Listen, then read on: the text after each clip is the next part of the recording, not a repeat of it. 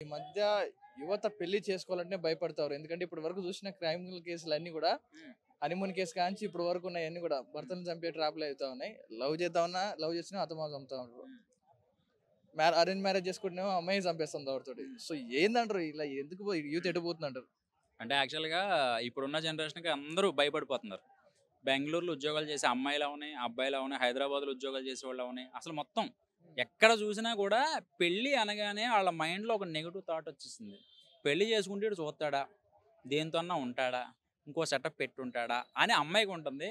అబ్బాయికేమో ఇది నేను ఆఫీస్ నుంచి బయటికెళ్ళిపోయాక ఇది ఎవడితో చాటింగ్‌లు చేస్తుంది, ఎవడితో మీటింగ్‌లు పెట్టుకుంటుంది, ఎవడికి భోజనం వడ్డిస్తుంది. ఇలా అనుమానాలతోటే కాపురాలు చేస్తున్నారు. ఆ కాపురాలు కొన్ని ఉంటున్నాయి. కొంతమంది అంటే ఇంట్లో పరువుల కోసమో, లేకపోతే పెద్దల కోసమో అణిగి మణిగి ఏదో ఉంటున్నారు. ఇంక ఇప్పుడున్న జనరేషన్ చెప్పుకోవాల్సిన అవసరం లే. 17 సంవత్సరాలొస్తే తల్లిని చంపేస్తుంది. హ్మ్. అసలు ఎలా జరుగుతుందంటే నిజంగా రీసెంట్‌గా ఒక సర్వేయర్‌ని తీసుకెళ్ళిపోయి భార్య పెళ్లైన నెల రోజులు కూడా దాటక ముందుకే భర్తను చంపించేసింది క్రిమినల్స్‌తో. సేమ్ హనీమూన్ కేసులానే జరిగింది మన హైదరాబాద్‌లో కూడా. సో ఇలాంటివి చూసినప్పుడు ఏంటంటే యూత్ పెళ్లి చేసుకోవాలంటే ఇంట్లో వాళ్ళు చెప్పినా కూడా అమ్మో నాకు పెళ్లి వద్దు చంపేస్తారని భయపడతారు. సో ఏం అడ్వైస్ ఇస్తారంటారు? నేను అడ్వైజ్ ఇచ్చేది ఏంటంటే, "ఒరేయ్! మీరు ఒకటే గుర్తుపెట్టుకోండి. పెళ్లి చేసుకోరా వయసు అయిపోతుందని" అనేవోళ్ళకి మీరు చెప్పే సమాధానం ఏంటంటే, వాళ్ళని చెయ్యి పట్టుకొని షాపింగ్ మాల్‌కి తీసుకెళ్ళండి. అక్కడ బొమ్మలకి డ్రెస్సులేసి ఉంటాయన్నమాట.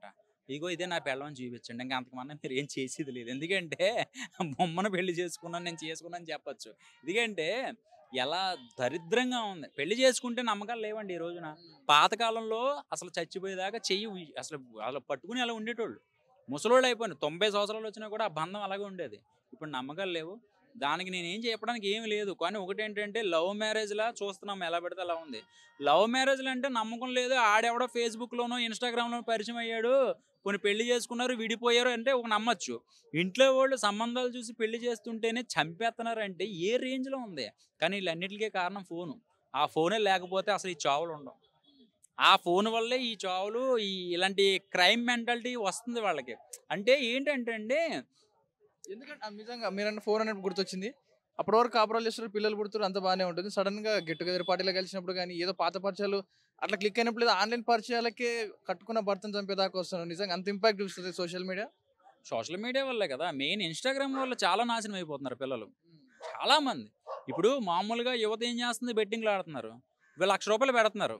50,000 పెడుతున్నారు. వాడి కేటగరీ బట్టి రూ. 1,000 పెడుతున్నాడు. ఈ 1000కి 1000 తీద్దామని చెప్పి ఇంకో 1000 అప్పు తెస్తున్నాడు. 50,000కి 50,000 తెద్దామని ఇంకో 50,000 పెడుతున్నాడు. 1,00,000 అవుతుంది. ఇంకో 1,00,000 తెస్తున్నాడు. అప్పటికి ఆడికి మైండ్ బ్లాక్ అయిపోయి పురుగుల మందు తాగేయడం, లేదా రైలు పట్టాల కింద పడిపోవడం ఇయే చేస్తున్నారు. కానీ దీని అన్నిట్లికి కారణం ఆ ఫోను.